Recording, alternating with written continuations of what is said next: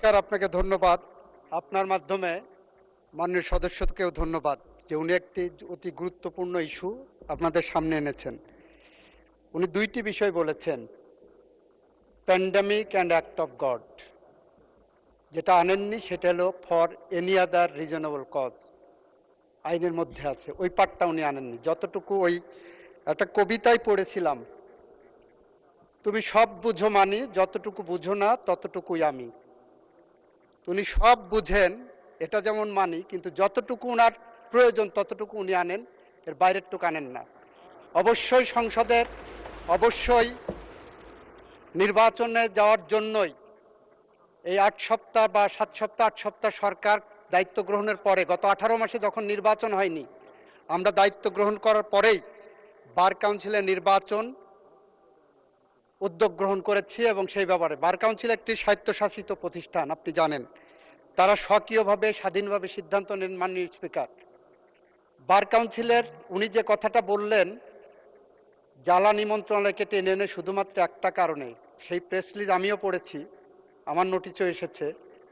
উনি যে জিনিসটা বলেননি সেটা হলো ঢাকা বার সহ বেশ কয়েকটি বার অ্যাসোসিয়েশন থেকে বার কাউন্সিলের কাছে অনুরোধ এসেছে যে তাদের ওখানে এখন নির্বাচন চলছে, তাদের নির্বাচন প্রক্রিয়া সমুন্নত রাখার জন্য, এইটাকে নির্ঝঞ্ঝাট রাখার জন্য, ওই বার অ্যাসোসিয়েশনগুলোর নির্বাচনকে নির্ঝঞ্ঝাট রাখার জন্য, নির্বাচনটা পিছানোর জন্য বলেছেন।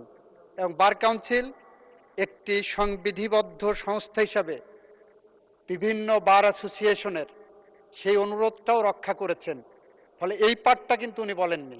আইনজীবীদের দাবি ছিল বিভিন্ন বার অ্যাসোসিয়েশন, ঢাকা বার হলো বলা হয় এশিয়ার মধ্যে সবচেয়ে বৃহত্তর বার, যেখানে ২২,০০০-এর উপরে লয়া আছে। সেই বারের নির্বাচন সামনে, ২৯ তারিখে সেই বারের নির্বাচন, সেই নির্বাচন প্রক্রিয়াকে সামনে রেখে সেই অ্যাসোসিয়েশনের পক্ষ থেকে যে অনুরোধ এসেছে, বার কাউন্সিল আমি মনে করি তাদের নিজস্ব মেধা, প্রজ্ঞা, স্বকীয়তা এবং স্বাধীনতা অ্যাপ্লাই করেছেন। সেই কারণে সেখানে আমরা কোনো হস্তক্ষেপ করিনি। আমরা চাই ওনার মতোই যে বার কাউন্সিলের একটি স্বাভাবিক নির্বাচন প্রক্রিয়া এগিয়ে যাক, এবং সেই প্রক্রিয়া এগিয়ে যাওয়ার জন্য আমাদের পক্ষ থেকে আমরা সেখানে হস্তক্ষেপের মধ্যে যাচ্ছি না। আমরাও চাই, ওনার মতোই চাই বার কাউন্সিল